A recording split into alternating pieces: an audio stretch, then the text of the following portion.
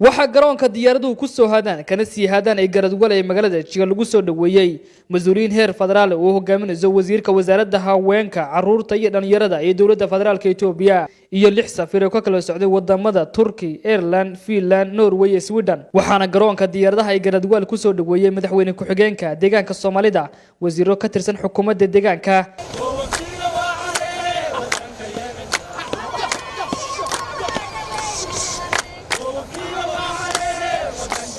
soo dhaweyn kadibna waxa loo soo galbiyay gudaha magaalada Jigjiga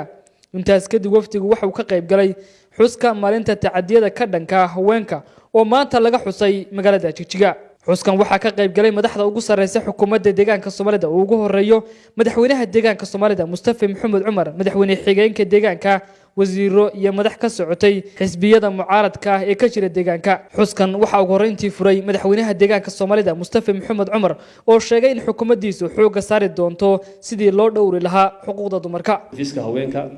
heer federaal iyo xafiiska haweenka iyo caruurta heer deegaan ku mahadsan yihiin xafladna ay soo diyaariyeen in maaragtay ay halkan xafladna u soo diyaariyaan waxay kale ku mahadsan yihiin in xafladan oo ahayd xaflad heer qaran ahayd doorkan Jigjiga ay keenaan oo waliba safiro fara badan ilaa 6 gaaraya ay nala joogaan waxaan rajaynaynaa in shirkan uu ka soo bixi doono waxa la taaban karo oo mowduuca laga hadlay xutara oo ay ka mid tahay in midal bal dhiso xarun dadkii ku dhibaatooday gaar ahaan dumarkii dhibaatada ka soo gaadhay dagaaladii ka dhacay deegaankeena xarun lagu xanaanayo kale inay ka soo baxdo marka laga tago in maaragtay shacabka la baraarujiyo in waxyaalo tangible oo la taaban karo ka soo baxaan taas ka mid tahay in dhanka dhaqaalaha kale barnaamijkaas hadda laga hadlayo in isagana dhaqaale loo helo dhaqaale loo raadiyo safaaradahaasna la kaashano si tacadiyada dadka ay gaadheen wax loogu qaban lahaa iyo si laga hortagi lahaa kuwa horlay inay dhacaan marka arrimahaas oo dhan inay maaragtay waxaan rajaynayaa wax laga qaban doono mar kale waad mahadsantihiin dhammaantiin inta ka soo qayb gashay waxaan uga faa'iideysanayaa fursadan in aan ballan qaadno dhammaanteen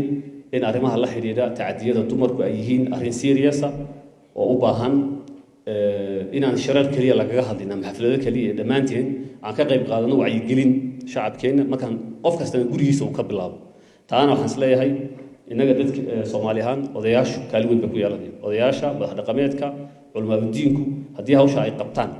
oo ay isu xilqaamaan waxaan isleeyahay wax weyn baa la qaban lahaa hogaaminta siyaasaduna in iyaduna wixii loo baahnaa ee taakuleyn arintaas oo ay ugu horeyso in dhaqaale hawshaas lagu fuliyo la diyaariyo oo baraarujinta iyo wax ka qabashada dhibaatooyinka haddii ay bilowdo wax baa la qaban karaa Filsan Cabdullaahi wasiirka wasaaradda haweenka caruurta iyo dhalinyarada ee dawladda federaalka Itoobiya oo halkaasi ka hadashay ayaa iftiimisay qaabka ugu habboon ee dumarka xuquuqdooda lagu dhowri karo muhiimadda maanta ay inoo leedahay inaynu iskugu wada nimaadno hal meel oo aynu tusno inaynu u taagannahay markasta xuquuqda dumarkeena xagga diiniyanba markasta ina faraysa dumarku mudnaanta ay leeyihiin oo taasi diinteena mid ku jirta tahay ma aha midaynu dhaqan cusub qaadanayno balse waa tii diinteenu ina fartay inaynu dumarka hooyooyinka walaalaheen gabdhaheena aynu siino mudnaanta ay mudan yihiin taasoo ah ha noqoto inaynu albaabada u furno dhinaca siyaasadda ha noqoto dhinaca ganacsiga ha noqoto dhinaca ka qaybgalka bulshada waxbarashada dhinacay bulshadeenu ka dhismayso ama halbowlaha uu ka dhismi doono deegaankeenu inta badan ka fadhiyay waa haween maantana haddaynu mudnaanta dumarka siino deegaanka isbedel badan ama horumar badan aynu ka gaari karnaa dumarku waa halbowle la'aantiina lama dhaqaaqi karo hooyo waa tamaanta ragga meesha taagan keenta waa ta ani keenta waa ta idinkeena keenta gabagabadiina madaxweynaha deegaanka Soomaalida Mustafa Maxamed Cumar iyo mas'uuliyiintii heer federaal ayaa darbeeris ku sameeyay gudaha